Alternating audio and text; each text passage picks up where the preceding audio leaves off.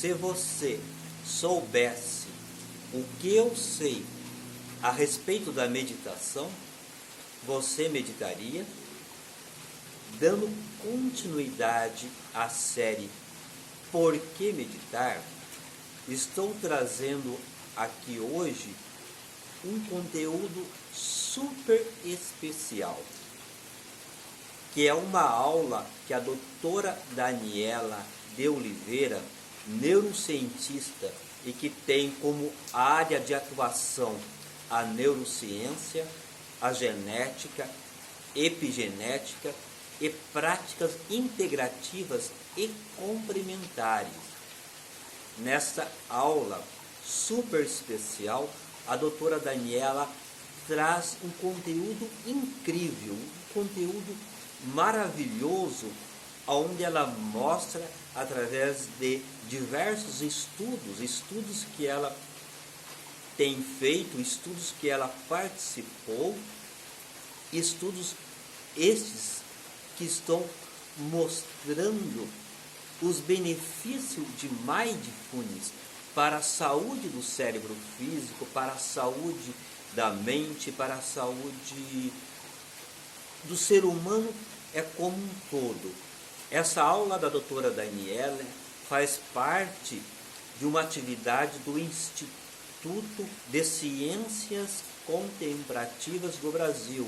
E esse vídeo que eu estou colocando em seguida é uma repostagem do canal Ciências Contemplativas, e na descrição desse vídeo eu estarei colocando um link para que vocês possam ter acesso a esse canal e os conteúdos bastante valiosos que existem nesse canal. O meu nome é João Siqueira da Mata, eu sou instrutor de Mindfulness e terapeuta integrativo, e fica comigo que até no final desse vídeo você terá muitas razões, muitos motivos a mais para você começar a meditar, a começar a colocar as técnicas meditativas na sua vida.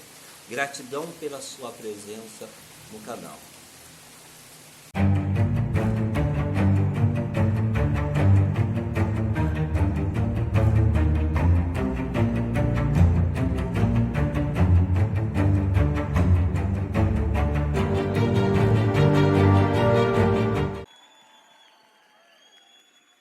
Bem-vindas, bem-vindos. O meu nome é Jéssica, eu também faço parte da equipe de Ciência Contemplativa e eu vou apresentar para vocês um pouquinho mais sobre a professora Daniela, que ela tem um currículo enorme e maravilhoso, e eu vou contar um pouquinho para vocês da trajetória dela, então. A professora Daniela é neurocientista, PhD, ela é uma das nossas instrutoras do programa de formação de Mindfulness, ela dá um módulo de neurociência contemplativa.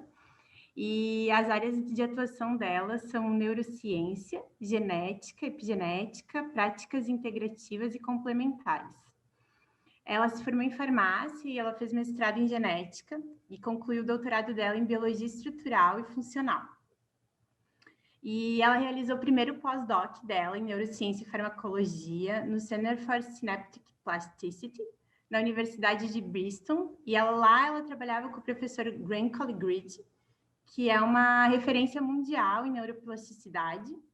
A neuroplasticidade é um estudo de como o nosso cérebro se modifica de acordo com as nossas experiências e estilos de vida. E ele já foi indicado ao Prêmio Nobel em 2016. E daí, depois disso, ela ainda fez um segundo pós-doc no Center for Health Minds, que é um centro de referência mundial para práticas contemplativas. Hoje ela é colaboradora nesse centro. E lá ela trabalhou com o professor Richard Davidson, que eu acho que alguns de vocês conhecem ele. Ele é uma referência mundial sobre os efeitos da meditação na neuroplasticidade. E ele foi um dos primeiros a estudar os mecanismos epigenéticos nas práticas contemplativas. E atualmente a professora trabalha no Medical College de Wisconsin, que é o terceiro maior centro de estudos de epigenética nos Estados Unidos. E ela também é colaboradora na USP, e lá ela também ajuda nos estudos de epigenéticos. A gente está super feliz de ter a professora hoje aqui com a gente, porque ela vai passar um pouquinho todo esse conhecimento, dessa trajetória, de uma forma acessível para a gente. Então, eu vou convidar a professora Daniela para falar com vocês. Obrigada, Jéssica. Obrigada, Tamires e Matheus, pelo convite, né? E agradeço a todos pela presença nessa tarde de sábado, né? Aí no Brasil, finalzinho de sábado, aqui para mim, início da tarde. Obrigada pela presença de vocês, por estar aqui. Também é férias, né, para vocês aí, então dedicarem um pouquinho do tempo de vocês para ouvir um pouco sobre a neurociência do mindfulness, um pouco sobre neurociência contemplativa, epigenética, né, que são conceitos que, na verdade, são um pouco novos, mas que também não são tão novos assim do ponto de vista da ciência e também do ponto de vista das práticas contemplativas dentro da tradição, né? São práticas milenares realizadas aí ao longo do tempo. Então, eu vou compartilhar aqui com vocês o meu slide sobre o que eu vou falar hoje. E eu vou abrir aqui para o final para que vocês possam fazer as perguntas. Então, eu sugiro, se vocês quiserem ir escrevendo aqui no chat, podem ir escrevendo, porque às vezes a gente acaba esquecendo, né?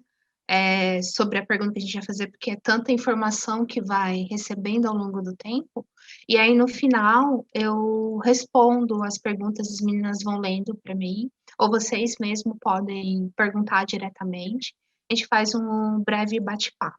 Então, de início, eu vou seguir com um bate-papo, mas que é uma pequena aulinha.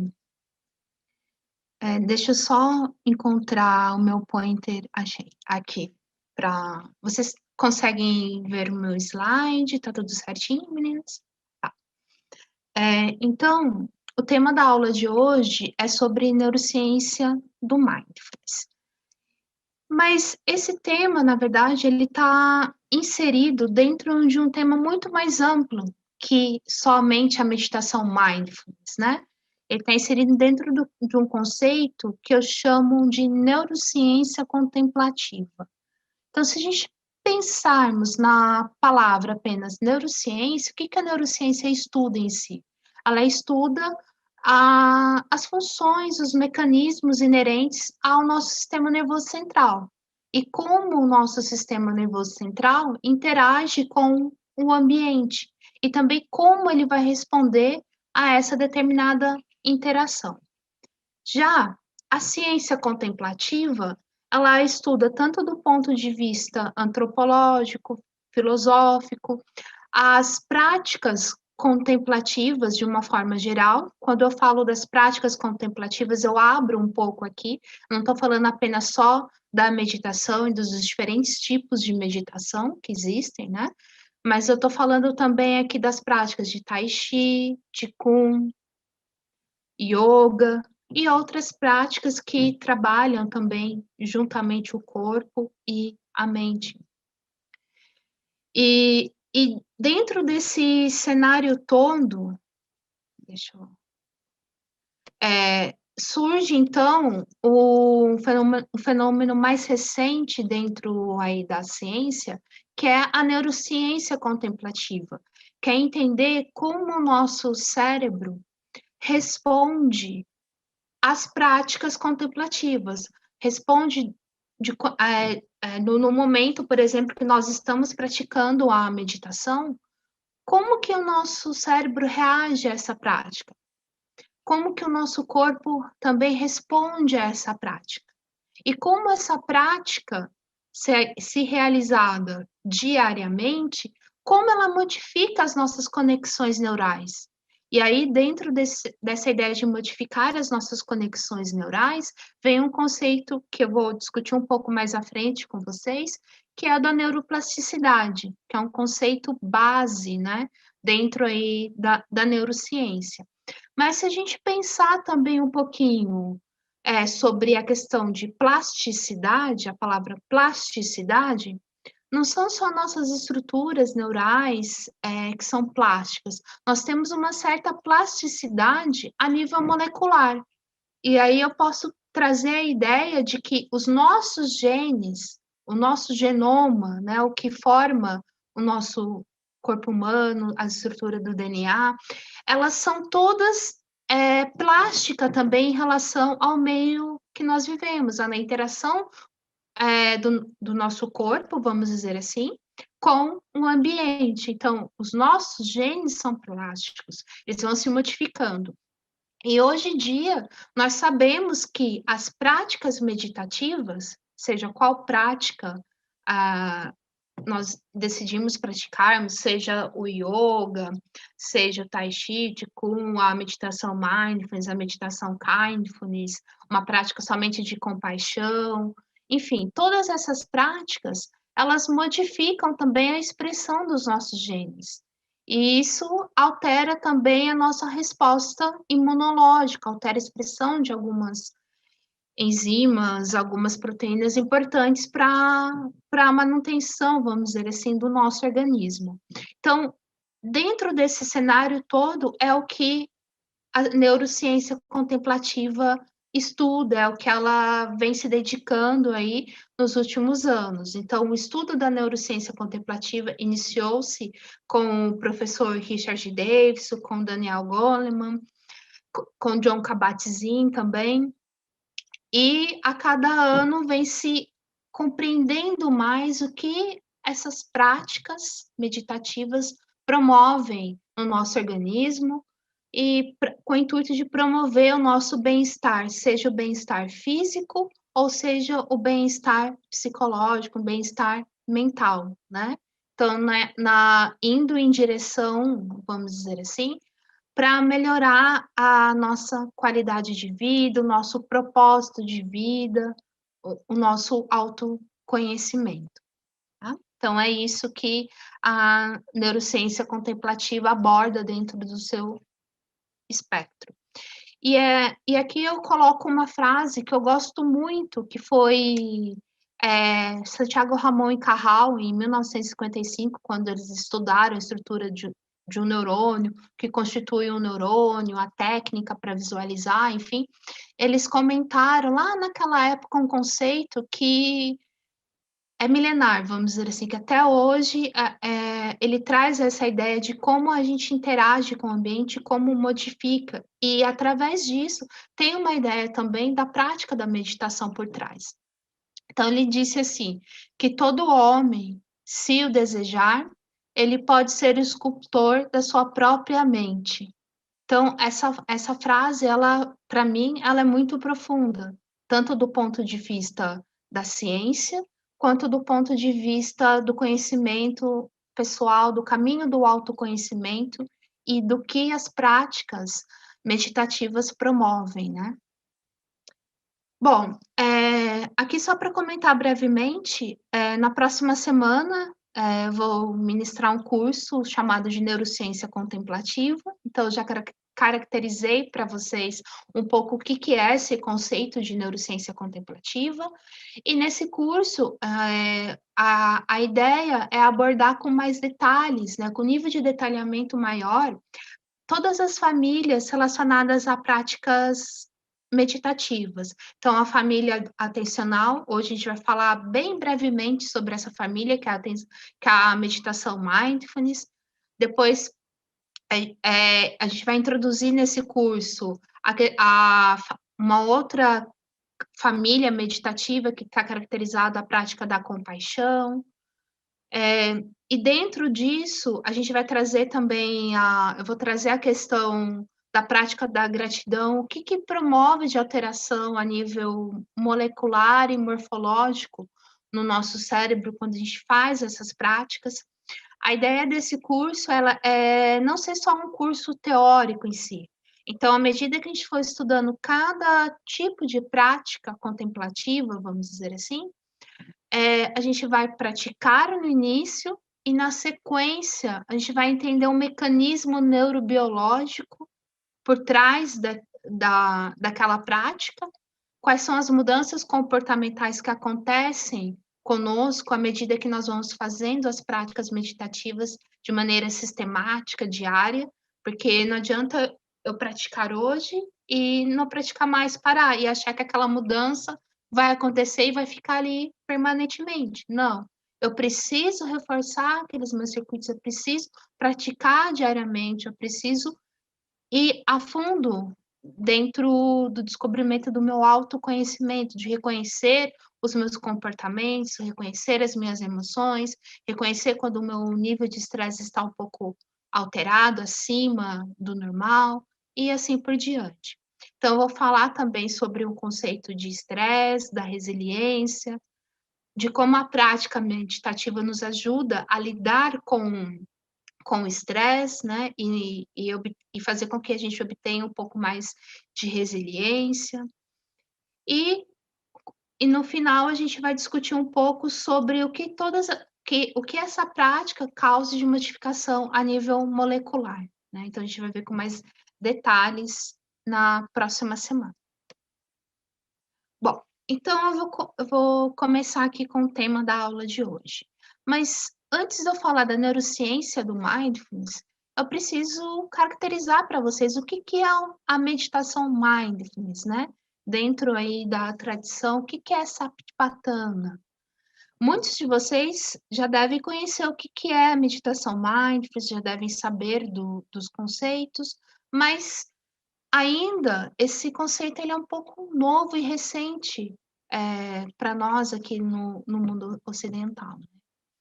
Então, a palavra mindfulness, ela vem do sati, né? Que vem do Pali.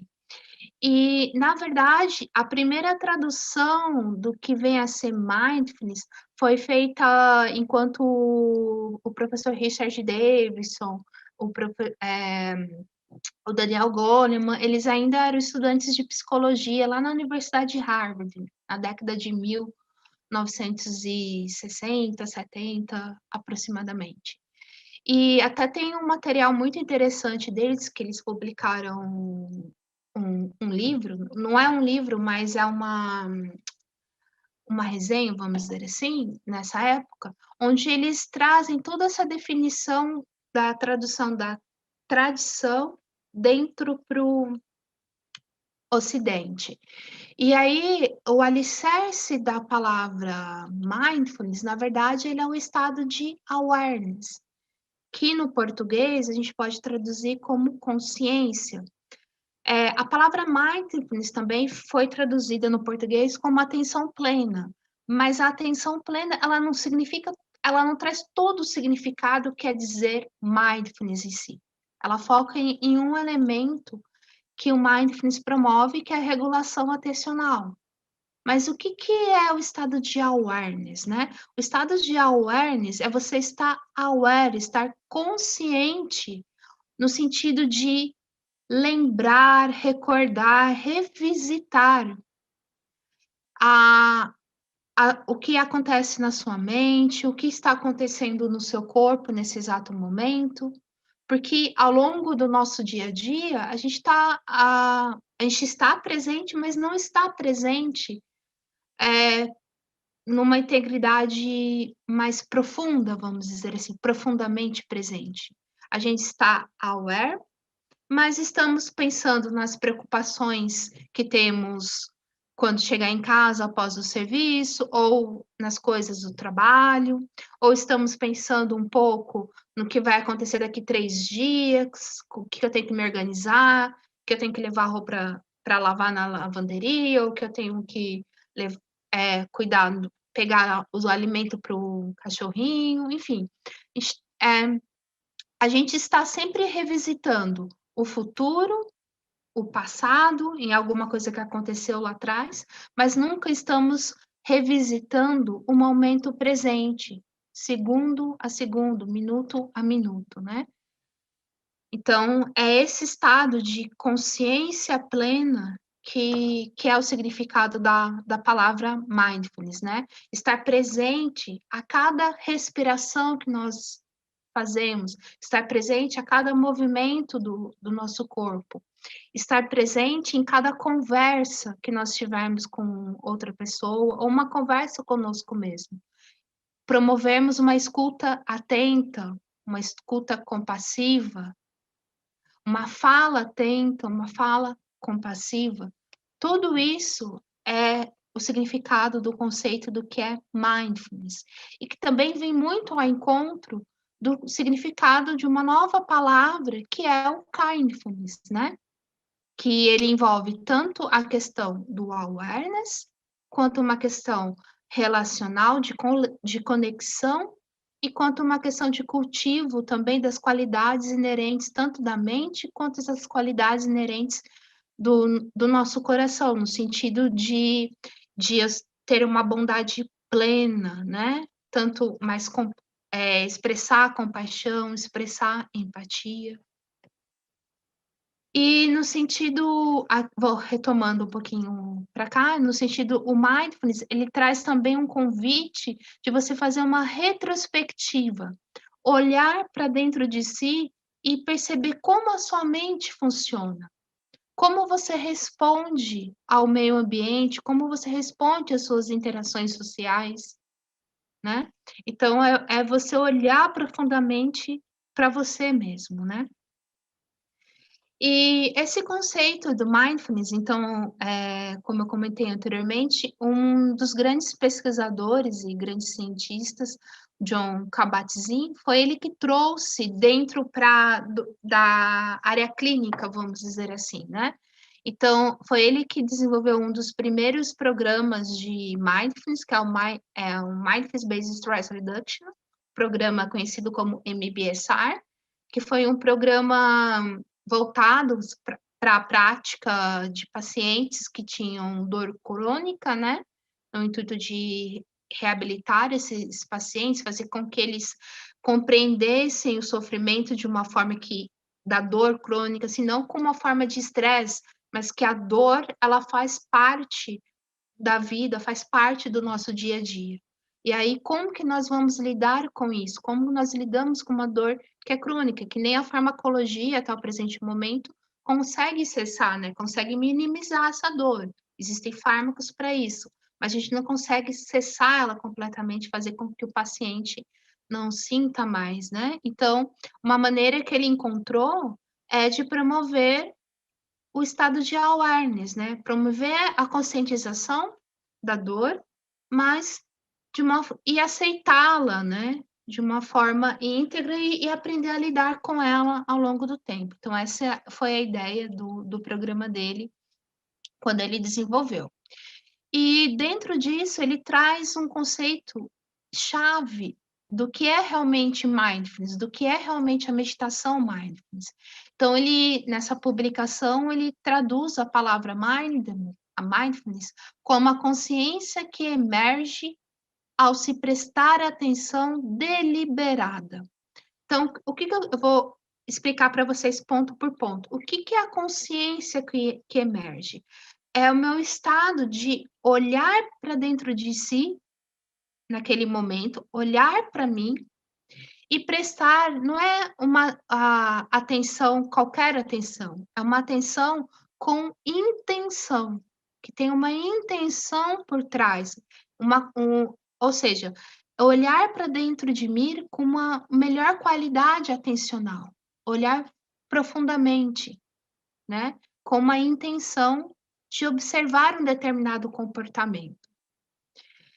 E aí, no momento presente, ou seja, nesse exato momento. Então, nesse exato momento, eu posso parar um pouco o que eu estou falando, prestar atenção na minha respiração de uma forma intencional, olhar como estão os meus pensamentos, como está o meu corpo, será que eu preciso ajustar minha postura aqui para continuar falando com vocês?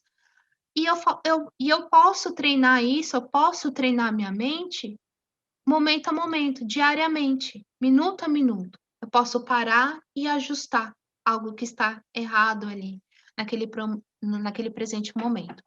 E aí, continuo, de uma forma não julgadora do desdobramento da experiência no momento a momento. Ou seja, eu olho para o que está acontecendo comigo, mas eu não me julgo. eu acolho. Então, eu observo aquilo, falo, ok, eu estou com esse pensamento não é legal, estou sentindo tristeza. Ok, tudo bem, está tudo bem eu estar triste hoje. Então, eu pego a tristeza que está comigo e falo para ela, ok, tristeza, senta aqui do meu lado, vamos fazer uma prática de meditação, vamos prestar atenção na respiração. E aí eu vou ver que no minuto seguinte eu já não estou mais triste. Eu estou feliz, eu estou me sentindo calmo. Não sei o que vai emergir ali naquele momento, mas é acolher e não julgar, né? Então, isso que é a meditação mindfulness em si. E aí o professor Rich, ele traz também dentro dos estudos, né, neurocientíficos dele, uma classificação de todas as práticas meditativas. Então, que é o que eu vou discutir com vocês com mais detalhes, né, na semana que vem. Mas a meditação, mindfulness, ela está inserida do que nós chamamos de família de práticas meditativas atencionais. O que vem aí? Por que ele classificou dessa forma? Essa classificação, ela foi relacionada de acordo com os vários estudos científicos realizados por ele, nesse momento, em relação às mudanças comportamentais, às mudanças das nossas conexões neurais, as estruturas neurais envolvidas em determinados aspectos, em determinadas funções, que faz com que cada prática trabalhe mais um elemento. Não que ela vai trabalhar somente aquele elemento no sistema nervoso, vai trabalhar o sistema nervoso de uma forma íntegra, mas que se destaca naquele momento é aquela estrutura que está relacionada com as características atencionais, com a nossa qualidade de atenção. Então, quando nós praticamos a meditação mindfulness, uma das intenções é reduzir o processo de distração, é fazer com que nós ficamos mais consciente do que está acontecendo conosco e do que está acontecendo ao nosso redor, no nosso ambiente, no que nós vivemos. E à medida que a gente vai praticando, isso vai aumentando o nosso estado de awareness e vai aumentando também o reconhecimento da nossa experiência mental. E também, eu acrescento aqui, da nossa experiência física, do nosso corpo, né? Então, por isso que a meditação mindfulness, ela faz parte da família atencional. Então, aqui é só para exemplificar para vocês as 3 grandes famílias, né? Classificadas pelo grupo do professor Rich, que é a família atencional. Então, aqui, por exemplo, a gente tem a prática da meditação da contagem, ela trabalha puramente elementos atencionais, porque enquanto eu pratico, eu estou prestando apenas atenção na minha respiração e na contagem que está me guiando à medida que eu vou fazendo aquela prática. Aí depois eu tenho a prática da meditação relacionada a um objeto, a algum elemento, eu posso observar meus pensamentos como nuvens passando na minha mente, por exemplo, estou escolhendo um objeto, um elemento. Depois eu tenho a família construtivista, né, de práticas construtivistas, e aí dentro dessas famílias eu tenho aqui o loving kindness, a prática da bondade plena, da compaixão. E depois eu tenho a prática de famílias desconstrutivistas, né, que são práticas que envolvem mais elementos cognitivos, mais relacionados a análises, a meditações relacionadas a insights. E hoje a gente só vai ficar na família atencional, tá? Bom, então eu posso trazer aqui que o mindfulness, lembrando que a palavra que mais define ele é o estado de awareness, o mindfulness ele pode ser a base da vida, vamos dizer assim. Então, mindfulness como a base da vida. E aqui eu posso trazer para dentro da ciência contemplativa a base da vida contemplativa. Então, mindfulness, ele é considerado como o nosso alicerce, como uma casa. A casa, se ela não tiver uma boa fundação, um bom alicerce, ela não se sustenta ao longo do tempo, né? Ela vai, no caso, desmoronar. nós também, se nós não tivermos uma boa fundação, um bom alicerce, ao longo do tempo a gente vai acabar desenvolvendo algum transtorno psiquiátrico. Ou a gente vai desenvolver ansiedade, ou a gente vai desenvolver crises depressivas, né? Então a gente precisa aumentar e aprender a reconhecer, na verdade não é aumentar, é aprender a reconhecer as qualidades inerentes da nossa mente. O que está presente ali, o que vem conosco.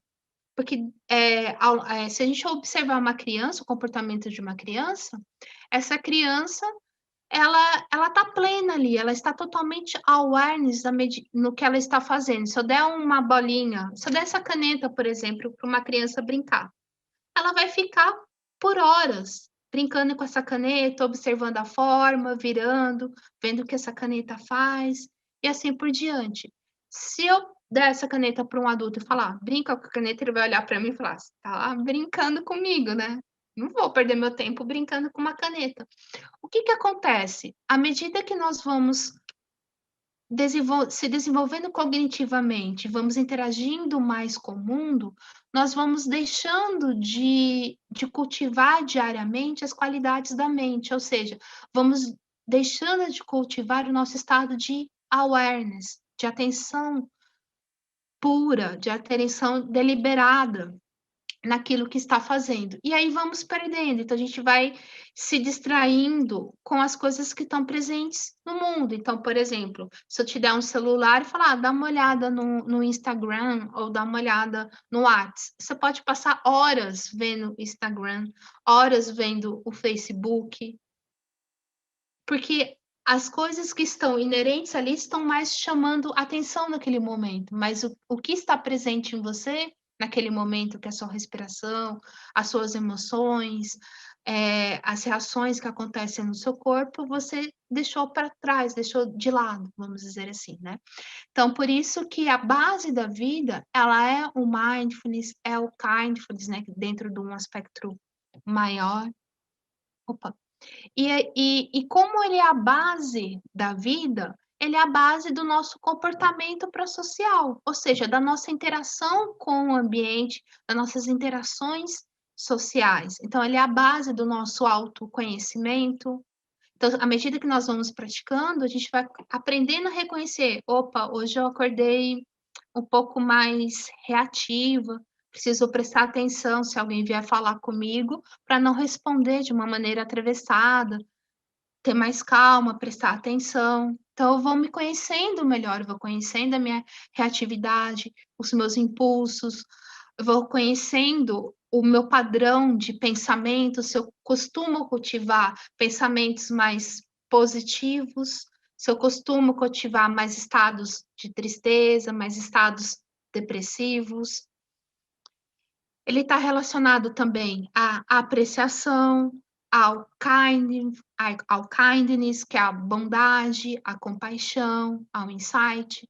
Então, todos esses elementos, se eu realmente estiver presente em cada um deles, eu posso promover, por exemplo, uma interação, um comportamento pró-social melhor, uma interação melhor com aquele que eu estou lidando. E aí, a longo prazo, isso vai me gerar um propósito de vida. Eu vou estar mais motivada para aquilo que eu estou fazendo na minha vida, para o meu emprego, que seja, para minha família, cuidados com a família, com lares. Eu tenho um ideal a seguir, uma clareza de propósito dentro desse, né, da esfera, né, do mundo. Então, tudo isso, a prática da meditação mindfulness, a prática da meditação kindness, elas nos ajudam a ter mais clareza do nosso propósito de vida e a promover, claro, o nosso bem-estar físico e mental. Então, aqui é só um exemplo, né, que eu quis trazer, que a gente está aí caminhando, quem mora em uma cidade grande, né? Às vezes a gente caminha com milhares e milhares de pessoas à nossa volta, e cada uma dessas pessoas não estão ali simplesmente presente no ato de caminhar.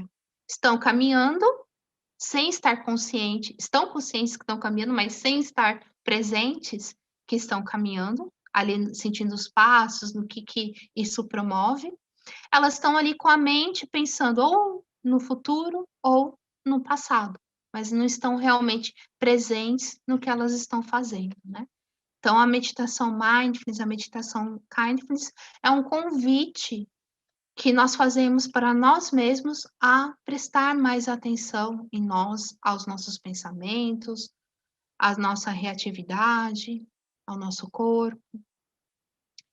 E aqui eu vou parar um pouquinho, porque eu já falei, acho que faz uns 10 ou 15 minutos, eu não cronometrei aqui, mas fazer um convite para vocês, para que a gente possa parar e praticar um pouquinho, fazer uma breve prática meditativa para melhorar a nossa qualidade atencional, para que vocês consigam ficar até o final ouvindo um pouquinho mais o que eu tenho para falar para vocês. Então, vamos praticar?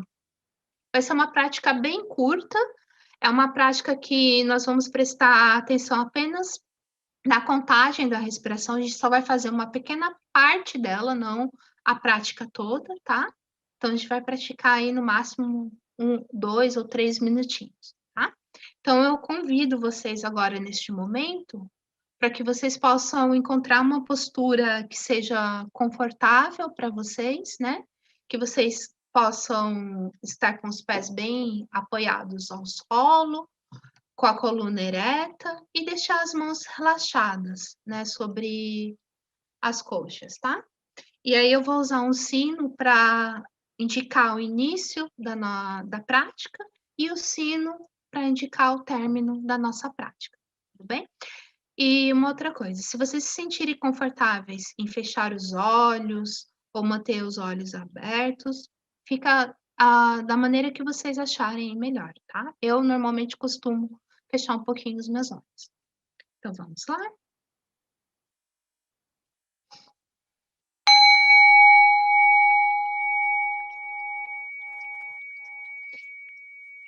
Então agora, neste momento, traga atenção para os sons que estão presentes no seu ambiente.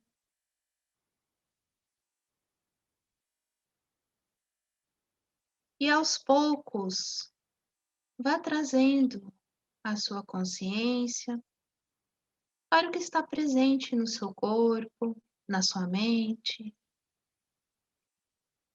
E note neste momento como você está. O que está presente aí?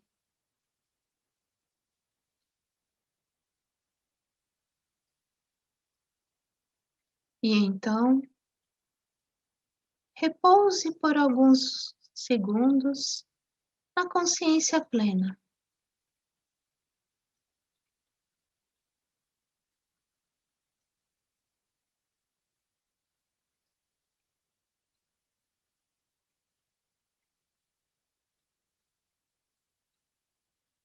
E agora, traga sua atenção apenas para o movimento da sua respiração.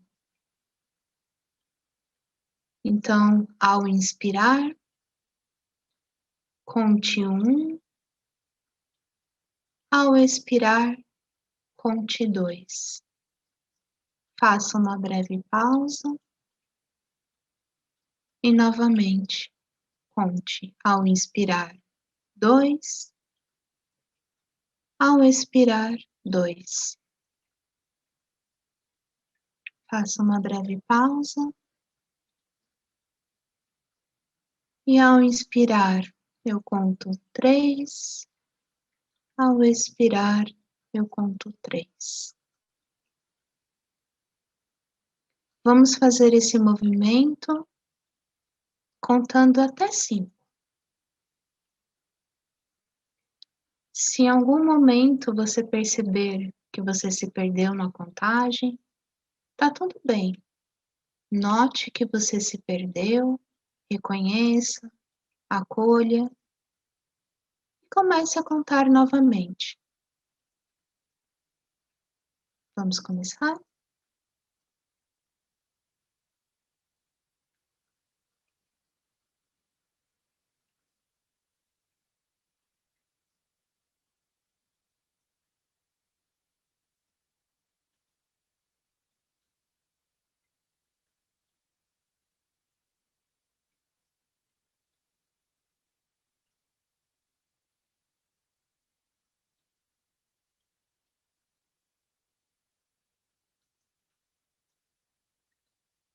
Muito bem. Repouse novamente apenas no movimento da sua respiração, agora sem contar. E note a inspiração e a expiração.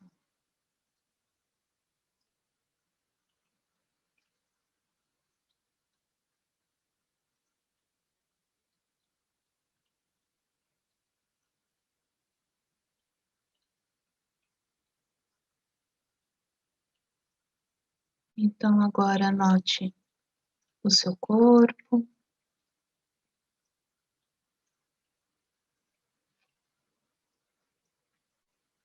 Observe a sua mente. O que está presente aí?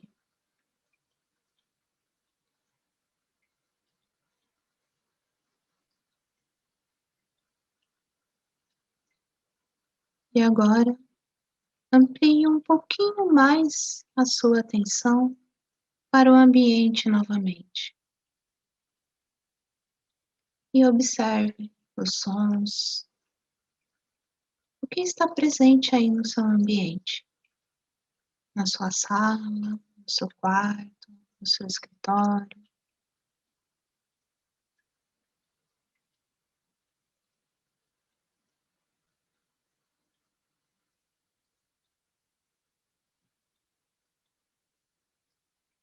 E agora note como você está se sentindo após essa prática.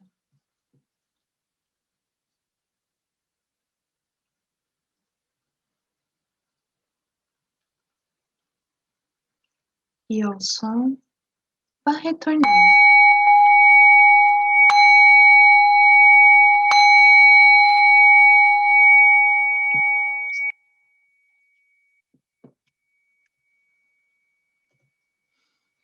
Bem, então a gente fez uma breve prática, né? A gente parou aqui por no máximo 5 minutinhos, 3 minutinhos, mas cada um de vocês percebeu o que que essa prática promoveu em vocês, né? Durante esse pequeno, curto espaço de tempo. E aí, agora a gente vai tentar entender o que que as práticas atencionais, o que que a meditação mindfulness promove no nosso organismo, dentro do ponto de vista da ciência. Então, nós sabemos que, à medida que nós fazemos uma prática meditativa, ou lemos um livro, ou de alguma outra forma interagimos com o ambiente, com o meio ambiente que nós estamos, tudo isso, ele é captado, todas essas interações são captadas pelos nossos sistemas sensoriais, sistemas cognitivos. E aí, quem faz parte desses sistemas, que fazem parte do que nós chamamos de cérebro? São os milhares de circuitos neurais que estão presentes lá. E aí, quem faz parte desses circuitos neurais que estão presentes lá? Os nossos neurônios, as nossas células neuronais. São elas que vão captando tudo que está presente no nosso ambiente. Cada comportamento que nós fazemos, tudo isso é captado pelas nossas células neurais, os nossos neurônios. Mas esses neurônios aqui, eles se comunicam com os bilhares de neurônios que existem, com 100 bilhões de neurônios que existem aí no nosso cérebro.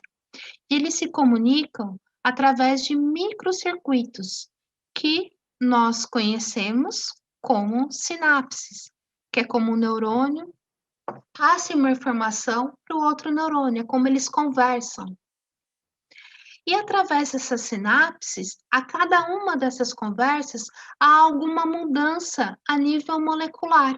Eu estou ativando um receptor, estou bloqueando outro receptor, eu estou liberando alguns neurotransmissores, por exemplo, serotonina, dopamina, glutamato.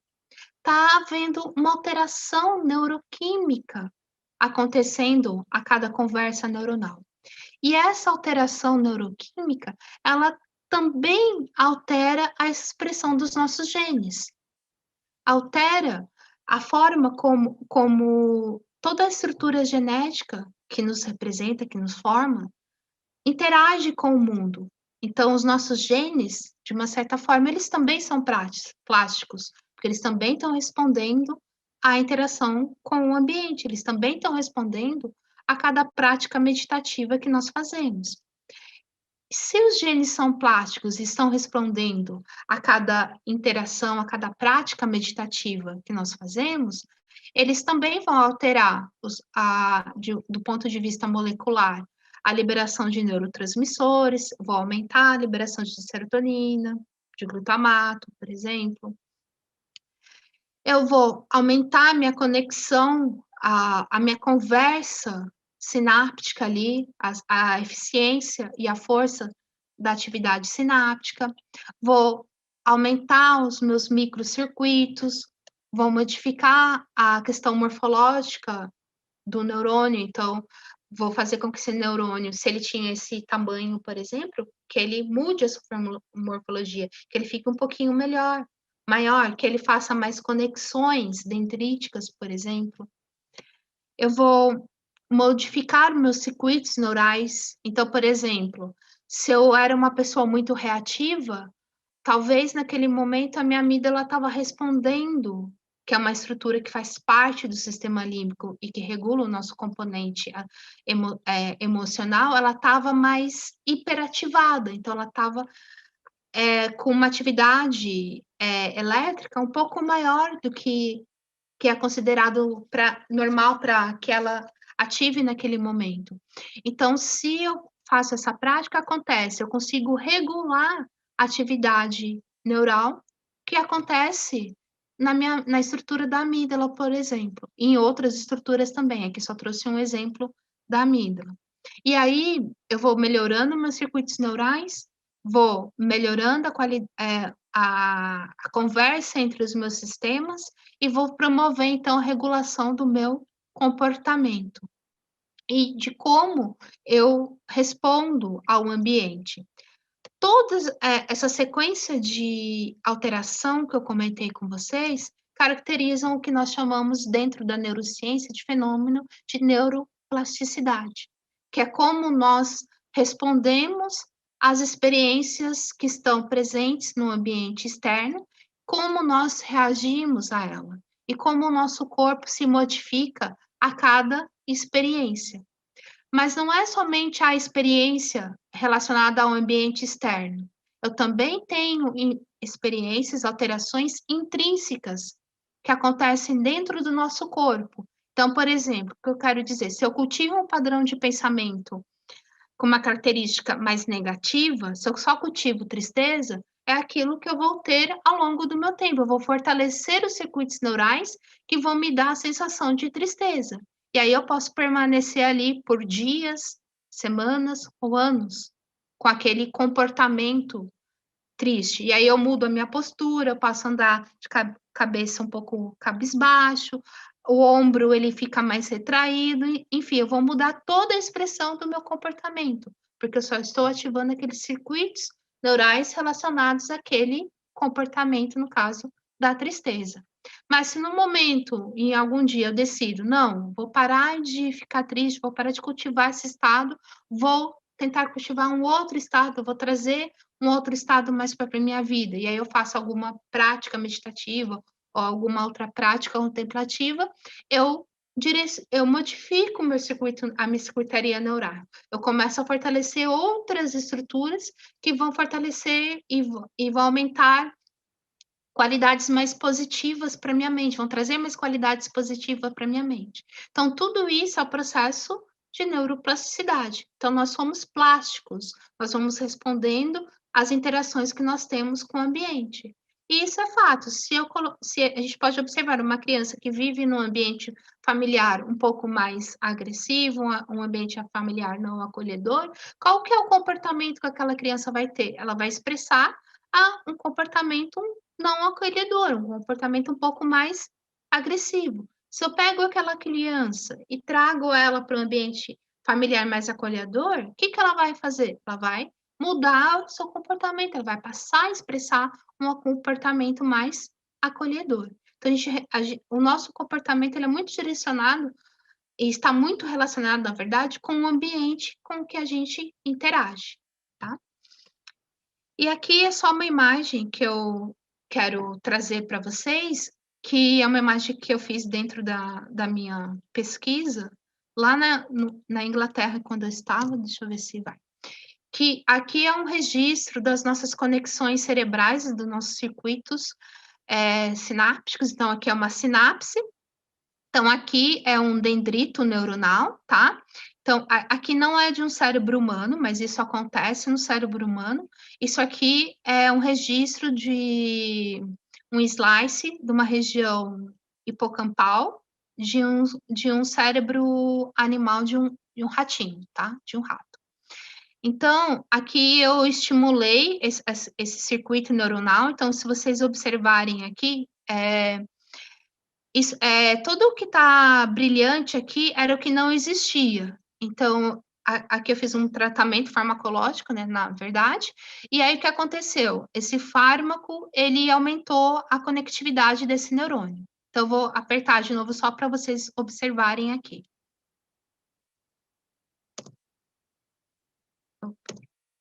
Deixa eu voltar. Desculpa. Ó.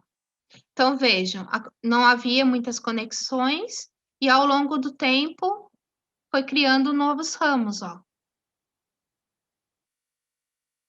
E é exatamente isso que a prática da meditação faz. Ela vai fortalecendo as nossas conexões neurais. Isso que eu estou mostrando para vocês é o fenômeno de neuroplasticidade. Aqui foi induzido por fármacos, mas hoje já se sabe, através dos estudos de neuroimagem, que esse mesmo fenômeno acontece no nosso cérebro e a prática da meditação promove esse fenômeno. Aqui é uma outra visão dos nossos neurônios, acendendo e desligando à medida que a informação vai passando no nosso cérebro. Então, esse é um fenômeno do processo de neuroplasticidade também. Vou clicar mais uma vez aqui, porque as imagens são rápidas, né? Às vezes a gente... Peraí. Agora. Então, à medida que acende, apaga, são as comunicações. Um neurônio enviando mensagem para o outro neurônio. Então, à medida que a gente faz uma prática meditativa, é isso que está acontecendo no nosso cérebro. O neurônio está mandando informação para o outro, e aí vai mudar a morfologia daquele neurônio, ele vai aumentar a sua conectividade e vai melhorar as qualidades inerentes à nossa mente, vai melhorar a expressão do nosso comportamento. Então, se a gente era mais reativo, a gente fica menos reativo, a gente começa a cultivar mais qualidades positivas, pensamentos positivos e assim por diante, tá? E aqui é um conceito que eu gosto muito, sempre eu falo nas aulas ou nas conversas que eu tenho com os colegas sobre meditação, eu falo que a meditação, ela é como um alimento. O que isso quer dizer? Para a gente manter o nosso estarmos saudáveis, a gente precisa comer todos os dias, precisamos beber água todos os dias, tomar um café, se alimentar, etc. E esse alimento, ele nos vai dar energia para que a gente possa fazer essas atividades inerentes ao nosso dia a dia. A mesma coisa é a alimentação. A meditação. A gente precisa praticar, nem que seja 1, 2 ou 3 minutinhos por dia. Parar um minuto e praticar. Porque é ela que vai dar o alimento para que a gente possa observar e trazer de volta as qualidades inerentes da nossa mente, a melhorar o nosso estado atencional, a melhorar o estado de awareness, a promover uma regulação emocional, a promover a redução do estresse, observar, nos tornarmos mais resilientes frente às adversidades, né, que acontecem no dia a dia, que acontecem na nossa vida, observar que a impermanência da vida faz parte da vida e está tudo bem, é acolher aquilo faz parte, né? A Monja Coen sempre diz, nada é fixo, nada é permanente, né? Então, é acolher aquilo, tá tudo bem, faz parte. E que bom que faz parte, né? Então, a prática da meditação é exatamente isso, ela é um alimento que vai fazer com que a gente promova as qualidades da nossa mente. E aí, então, o que que a neurociência, o que que a ciência tem a nos dizer sobre os efeitos da prática diária da meditação mindfulness? Então, os mecanismos, né, neurobiológicos descobertos até hoje que mostram os efeitos da prática da meditação, faz com que nós entramos em conexão com o que nós chamamos de interoceptivo e estereoceptivo. Vou começar pelo estereoceptivo. O estereoceptivo é como nós capturamos as informações que estão presentes no ambiente. Então, está relacionada com os órgãos dos 5 sentidos. E como nós observamos isso? Então, com a escuta, com a visão, contato, paladar, com o cheiro presente no ambiente. E como isso tudo que está no ambiente é captado pelo nosso sistema cognitivo. Como nós observamos isso? E como nós sentimos isso? Como nós sentimos o que está no meio ambiente? E aí, à medida que nós sentimos, percebemos a presença do que está no ambiente, como nós interagimos com isso, como nós regulamos isso. E além disso, os mecanismos inerentes também é a gente treinar a observar o nosso interoceptivo. O que todos os nossos órgãos, tecidos, sistemas nos dizem? O que o nosso, por exemplo, à medida que nós respiramos, o que está acontecendo ali dentro do nosso pulmão? O que acontece dentro do sistema circulatório? Como os nossos órgãos respondem? O que está acontecendo no sistema imunológico? Então, a conjunta da interocepção, do que acontece, da nossa percepção interna e da nossa percepção externa, vai fazer com que nós vamos regulando, vamos manejando melhor a nossa qualidade atencional. Vamos regulando a nossa qualidade atencional. E isso tudo é treinado. Então, por exemplo, como que eu expresso o meu comportamento? Então, primeiramente, qualquer comportamento que eu vou expressar, eu tenho os processos primários, que são processos relacionados ao sistema límbico, respostas de luta e fuga, mecanismos de sinalização de estresse.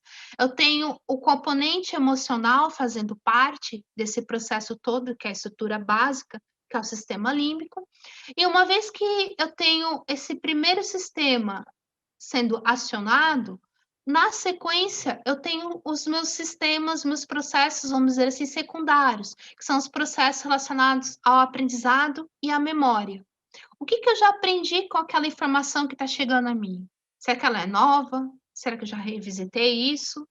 E aí, então, uma vez que eu passo por esse processo secundário de reconhecimento, eu atinjo um nível cognitivo mais elevado, que está relacionado com as funções cognitivas elevadas, com o pensamento, com padrões de ruminação. E tudo isso eu vou observar nesse nível cognitivo mais elevado, e aí então eu vou tentar promover o quê? Que é a regulação desse processo cognitivo. E uma das estruturas importantes aí no sistema nervoso que participa desse processo de regulação é o nosso córtex pré-frontal, além de várias outras funções que ele tem. E aí, uma vez que eu observo, opa, eu tô com um padrão de pensamento negativo de novo. Pera, o que eu posso fazer com isso? Eu vou lá, promovo a regulação, e aí, então, eu vou alterar a expressão do meu comportamento. Então, eu vou estar me autogerenciando, me autorregulando. Então, toda vez que eu perceber que algo não anda muito bem, automaticamente o meu organismo, o meu cérebro, vamos dizer assim, ele já sabe aquele mecanismo, ele promove esse gerenciamento. Por quê? Eu fortaleci minhas conexões neurais para esse tipo de reconhecimento, tá? E aí, então, à medida que eu vou aprimorando, né, praticando cada vez mais a meditação, eu vou aprimorando esses processos, a tal ponto que eu vou desenvolvendo um insight. E aí, então, eu vou promovendo a reavaliação cognitiva, que é a cognitive reappraisal, eu vou fazendo tomada de perspectiva, vou melhorando a minha qualidade atencional, a minha qualidade emocional, melhorando a regulação do estresse, de como eu lido com determinadas situações, melhoro a minha escuta, ela fica mais atenta, mais compassiva, a minha fala, e isso tudo vai alterando o meu comportamento. Então, o que está acontecendo aqui? Eu estou promovendo o meu autoconhecimento, o meu autogerenciamento, por modificar esses 3 processos básicos de que faz parte da meditação mindfulness. Não só da meditação mindfulness, né, mas de outros elementos meditativos também. E aí, então, eu consigo promover a minha regulação atencional, a minha regulação emocional e promover o meu self-awareness, meu autoconhecimento. E aí, tudo, eu consigo fazer minha autorregulação. E o que então já se sabe dos estudos? Que estruturas que participam desses 3 principais elementos que a meditação mindfulness atua? Então, a gente sabe que através dos estudos de neuroimagem, que a gente consegue verificar as alterações morfológicas que acontecem no nosso cérebro, a gente sabe que uma das estruturas que fazem parte aqui da região mais frontal, que é o córtex cingulado anterior, ele é uma estrutura extremamente importante para a regulação e para o autogerenciamento atencional e emocional. Então, toda vez que eu faço uma prática meditativa da contagem, da respiração, por exemplo, ou apenas só de prestar atenção no movimento da minha respiração, eu estou aumentando a minha atividade neuronal nessa região aqui da área do cingulado. E cada vez mais que eu praticar, a minha conexão sináptica vai se fortalecer, os meus neurônios vão modificar sua morfologia, eu vou fazer mais conexões dendríticas e, consequentemente, numa determinada situação que eu precisar responder com uma melhor qualidade atencional e emocional, eu vou saber gerenciar aquilo, eu vou saber como responder. E aí eu diminuo a minha reatividade. Então, por exemplo, vou usar uma situação do trabalho. Você está numa reunião com o seu chefe e aquele dia o seu chefe te chamou a atenção por alguma coisa que aconteceu, ou o seu chefe não está muito bem e acabou descontando algo em você. O que você tem 2 caminhos a seguir aí. Você tem um caminho de quer responder de uma maneira agressiva ao seu chefe, ou você tem um caminho que é não responder, ficar quieto, e tem até um terceiro caminho que eu lembrei agora, que é você observar, ficar quieto e deixar ir, let it go. O que acontece com muitos de nós? Uns escolhem responder ali na lata, outros escolhem ir para casa e ficar ruminando a noite inteira, outros escolhem deixar ir e esquecem, não lembra mais. Então, o que nós fizemos aí? Que comportamento nós utilizamos aí? Um comportamento de regulação atencional e emocional. Eu não deixei que a raiva que surgiu em mim naquele momento tomasse conta. Alguns deixaram, mas vamos supor que eu escolhi o caminho 2 e 3. Eu não deixei que isso acontecesse. E aí, então, eu gerenciei aquilo, eu observei aquilo vindo até mim, chegando no meu corpo, na minha mente, e falei, não vou agir dessa forma. Vou deixar ele falar, hoje ele não deve estar bem, e no outro dia, no outro momento, eu converso com ele. Então, eu faço gerenciamento atencional, regulação emocional também, nesse processo.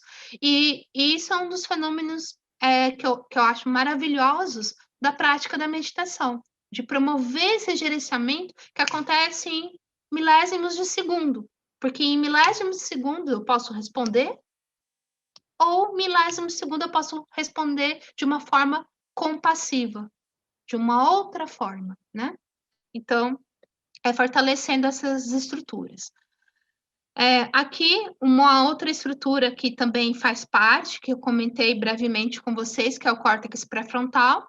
Então, nesse estudo de neuroimagem, modifica que eles mostram que à medida que a gente vai fazendo práticas meditativas atencionais, essa estrutura vai aumentando o seu padrão de atividade neuronal, né, de disparo, e aí eu promovo também uma maior regulação emocional e atencional. Aqui é um outro estudo que mostra, né, um papel importantíssimo de uma estrutura chamada ínsula. A ínsula está muito relacionada com o nosso interoceptivo, como a gente percebe os nossos padrões, os nossos esquemas mentais, e à medida que a gente vai praticando também, a gente vai modificando a ínsula, a gente vai aumentando a atividade da ínsula, a gente modifica também a questão de conectividade dessa estrutura, e de uma certa forma a gente consegue fazer um melhor gerenciamento atencional e emocional. Aqui, uma outra estrutura, uma outra divisão do nosso córtex pré-frontal, na verdade, o córtex pré-frontal ventrolateral, é uma região bem importante também para o controle atencional e emocional. E essa regiãozinha aqui, ela está muito interligada com o nosso sistema límbico. Então, com o padrão de atividade, por exemplo, na amígdala. Então, quando nós estamos mais estressados ou um pouco mais reativos, o padrão de atividade neuronal na amígdala, ele está bem exacerbado.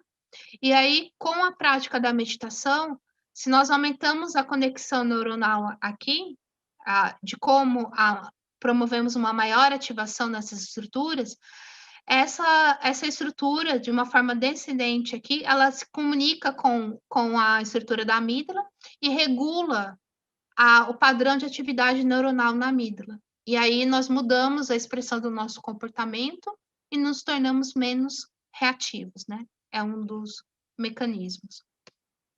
Então, aqui é só mostrando, né, os padrões de atividade e o que eu acabei de explicar para vocês. Esse estudo aqui é um estudo que foi feito com o programa MBSR, que é o programa que eu comentei anteriormente, foi desenvolvido pelo John Kabat-Zinn.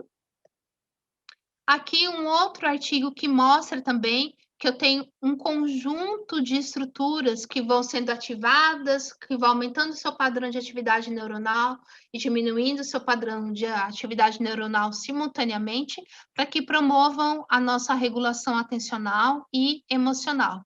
Então, não é apenas uma única estrutura relacionada para a expressão daquele comportamento. Tenho inúmeras estruturas fazendo parte desse processo, e é a comunicação entre cada uma dessas estruturas que vão promover a alteração final naquele padrão da expressão do meu comportamento, tá? Então, aqui são alguns exemplos. Então, tem o putame, córtex pré-frontal ventromedial, a ínsula, a parte posterior da ínsula, cada região está relacionada com a expressão de um comportamento. E as práticas meditativas, a meditação mindfulness, ela altera o padrão de atividade neuronal dessas estruturas. Por isso, ela promove também a regulação atencional e emocional. Aqui, uma estrutura extremamente importante, que é o córtex pré-frontal medial, que ele está bem mais relacionado, o padrão de atividade dele está mais maior, vamos dizer assim, quando a gente promove o nosso self-awareness, o autoconhecimento. Nós conseguimos observar melhor, ter uma melhor qualidade atencional, uma melhor resposta emocional. E aí, então, a gente tem mais atividade neuronal dessa estrutura aqui que está circulada, tá? Então, mostrando também um dos efeitos em indivíduos que meditam, né, a longo prazo em relação aos indivíduos que não fazem nenhuma prática meditativa. Aqui, novamente, só para exemplificar, eu já comentei anteriormente sobre a ínsula, que ela também aumenta o padrão de atividade neuronal dela à medida que a gente vai praticando, e aí, então, ela promove a regulação emocional, promove o awareness, né? E aqui é um exemplo de indivíduos que fizeram prática meditativa apenas de compaixão. Então, mostrando um dos efeitos em relação aos indivíduos que praticam e aos indivíduos que não praticam, que têm um menor padrão, né, de atividade. Aqui é um outro exemplo de uma estrutura extremamente importante, tanto do ponto de vista de formação de memória, né, que é uma estrutura-chave para o processo da formação de memória, que é o hipocampo, mas também importantíssima no processo das emoções, principalmente na formação de memórias aversivas, que tem grandes componentes emocionais fazendo parte, que é o hipocampo. Então, a prática da meditação mostrou que você tem uma alteração morfológica e uma alteração de padrão de atividade hipocampal em indivíduos que fazem práticas de meditação atencional, por exemplo, que é, no caso, o programa MBSR, em relação ao grupo controle. Aqui mostrando outras estruturas, né, que também são alteradas, que é o córtex cingulado, a região temporoparietal, a região do cerebelo, a região lateral do cerebelo. Todas essas estruturas em conjunto, elas promovem aí uma melhor regulação atencional, emocional, por aumentar o seu padrão de atividade. E aqui é apenas um breve. É claro que existem inúmeros artigos, eu não trouxe todos os artigos aqui, que senão a gente ia ficar adentrar à noite, eu trouxe só os principais elementos. E aqui é um resumo do que se sabe até o presente momento dos efeitos da prática da meditação mindfulness. Então, a gente sabe que muda-se o padrão de atividade neuronal na ínsula, no córtex cingulado anterior, no núcleo caudal, no córtex pré-frontal ventromedial, dorso lateral e dorso medial, e todas essas estruturas, principalmente aqui, o córtex pré-frontal, juntamente com o cingulado anterior, estão relacionados com processamentos atencionais, então melhora a nossa qualidade atencional, o nosso meta-awareness.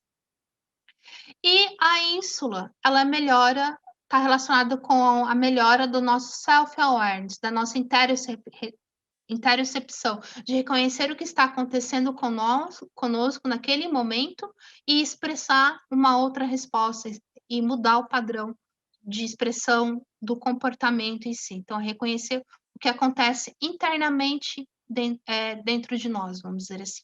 O que está acontecendo ali na minha mente? O que está acontecendo no meu corpo? E aí, então, todos esses elementos, eles fazem a promoção da autorregulação atencional ou emocional.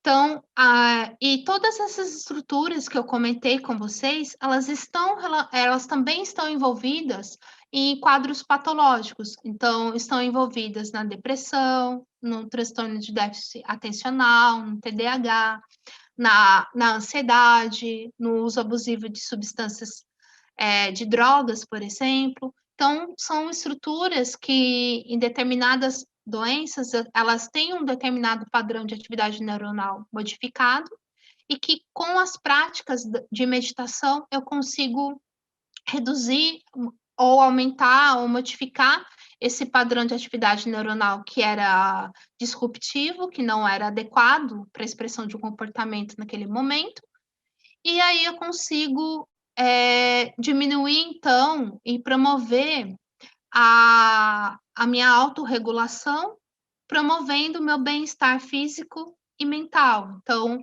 eu diminuo a incidência dos transtornos depressivos, eu fico menos ansioso, eu melhoro o meu déficit atencional que eu tinha, eu fico mais atenta. E também tem estudos que mostram que a meditação, ela também tem sido utilizada em pacientes que sofrem, que usam drogas, álcool, né, na reabilitação desses pacientes.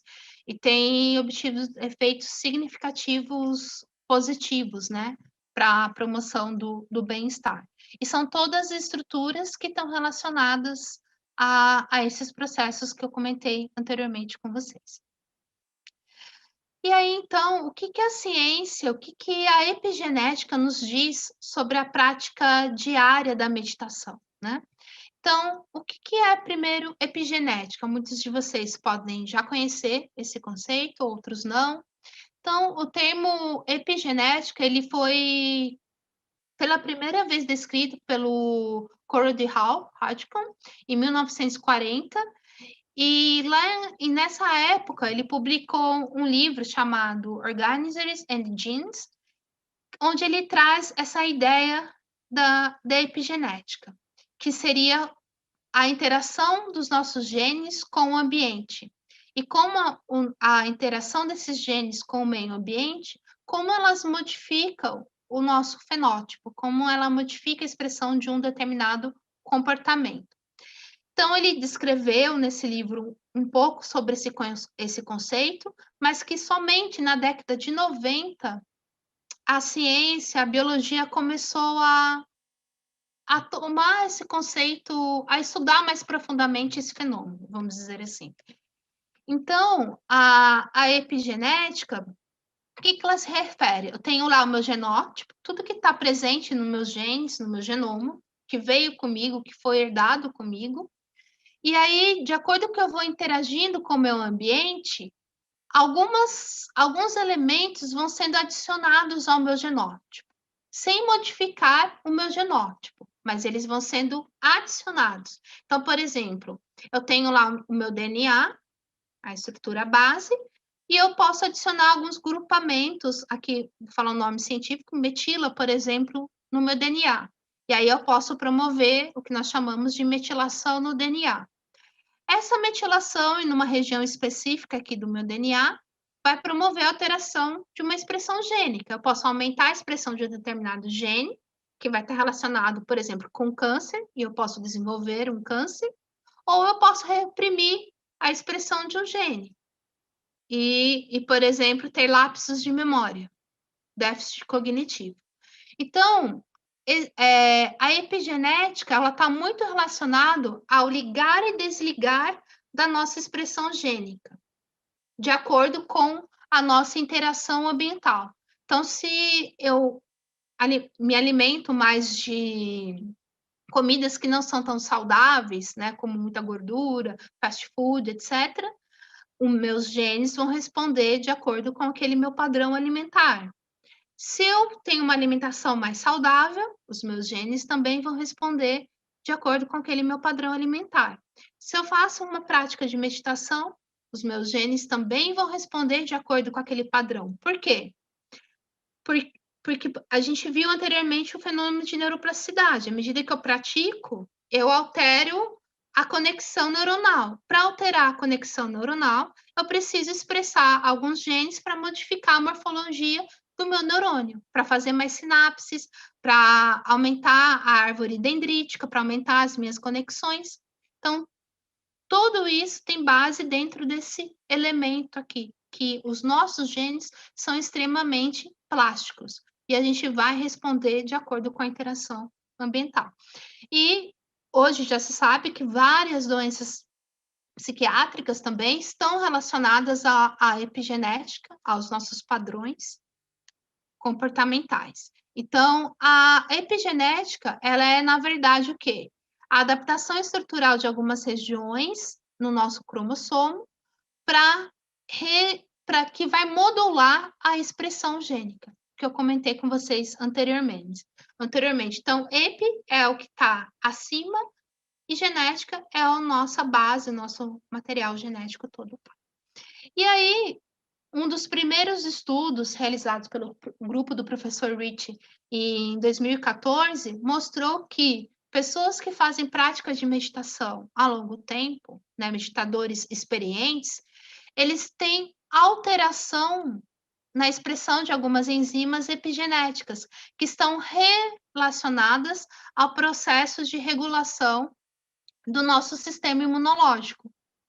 Então, aqui eu tenho alteração de algumas enzimas, de algumas proteínas relacionadas ao sistema imunológico. Então, por exemplo, eu tenho algumas interleucinas que são consideradas interleucinas inflamatórias e eu tenho algumas interleucinas que são consideradas anti-inflamatórias.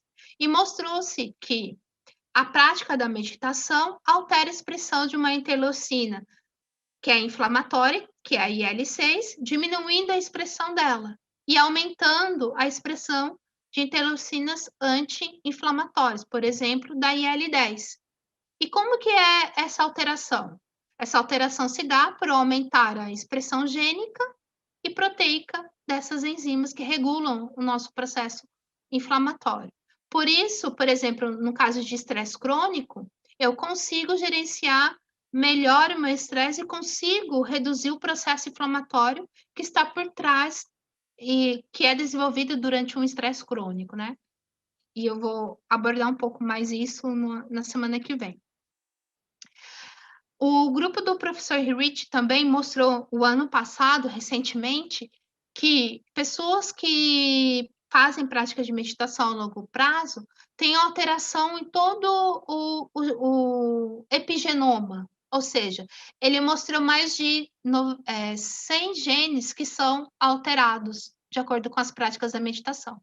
E desses genes que têm que têm a sua expressão gênica alterada, muitos deles estão relacionados com processos inflamatórios, como ele já havia mostrado anteriormente. Muitos deles estão relacionados com processos relacionados à formação de memória, genes que estão relacionados com ansiedade, depressão.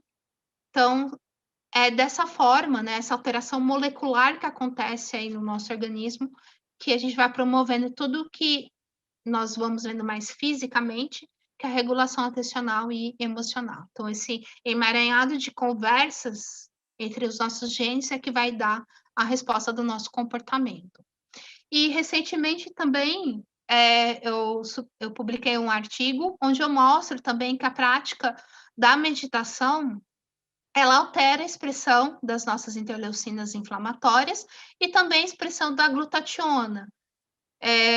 E esse artigo aqui, ele, na verdade, foi um estudo que eu fiz no Brasil, que a gente desenvolveu um programa, né, que o grupo desenvolveu um programa chamado Mind, voltado para a educação, para o professor, e aí nós avaliamos os efeitos desse programa dentro de professores que trabalhavam em escolas públicas na cidade de São Paulo.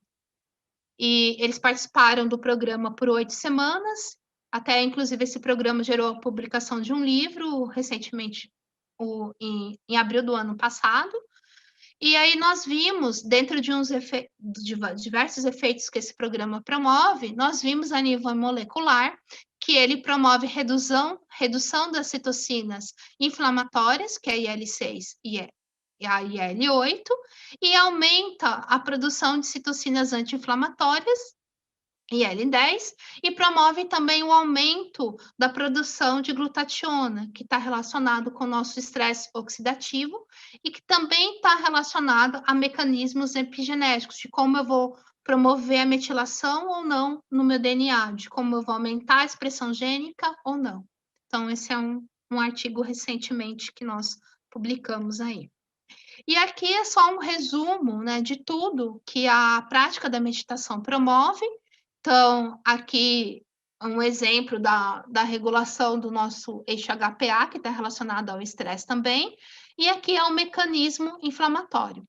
E tudo isso daqui vai promover um melhor comportamento pró-social, né? Então, todas aquelas qualidades da mente que eu comentei com vocês anteriormente acontecem porque nós temos essas alterações a nível do ponto de vista molecular.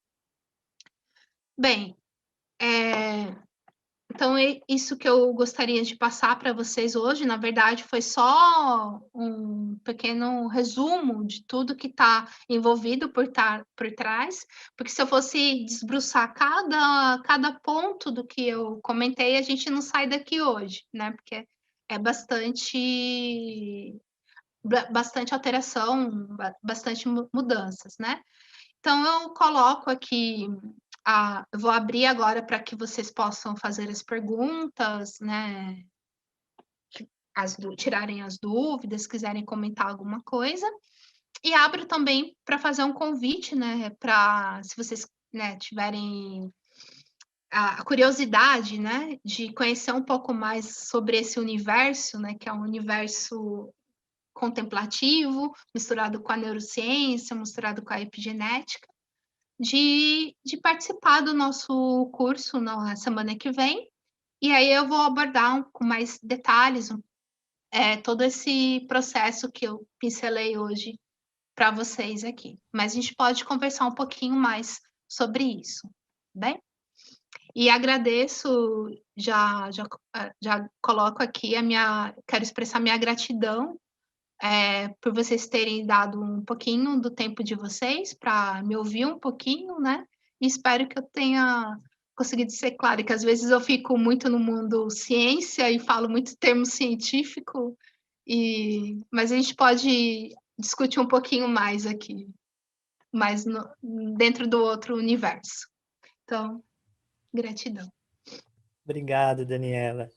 Foi incrível, foi incrível. Você está dizendo, né? Se conseguiu expressar, eu achei maravilhoso, né? A gente vendo ali os vídeos dos neurônios, né? Coisa impressionante mesmo. Muito obrigado. A gente fez assim, Daniela, a gente recebeu um volume bastante considerável de perguntas, né? Felizmente, a gente agradece muito a participação de todo mundo, uma participação bem legal mesmo. A gente tem algumas pessoas no YouTube participando também, né? Mandando perguntas. E por conta do nosso tempo, a gente selecionou algumas perguntas, né? Tivemos que fazer isso, mas com certeza a gente vai ter a doutora Daniela em outras ocasiões, aqui pelo Ciência Contemplativa, né? Ela é uma das professoras do programa de Kindfulness, que é uma formação de instrutores. Instrutores que se formam tanto em Mindfulness integral quanto em Kindfulness, né? É um programa muito completo, a gente vai conversar mais sobre isso no futuro. E a gravação de hoje, pessoal, ela vai ficar disponível no canal do Telegram, tá? O link, quem tá no YouTube, o link tá na mensagem fixada, e quem tá aqui no Zoom, o link do Telegram tá no WhatsApp, tá bom? É só vocês verificarem lá, a gravação vai estar disponível. Mas enfim, Dani, a gente separou algumas perguntas e eu, a Jéssica, a Tamires, a gente vai compartilhar elas, que também essas perguntas deixaram a gente curiosos, assim. Então, a primeira delas que a gente achou bem interessante foi essa aqui, ó. Em relação ao hipocampo, que é super importante na afirmação das memórias, sua alteração com meditação pode, então, melhorar a memória? Então, essa é a primeira pergunta. Bom, obrigada, Matheus.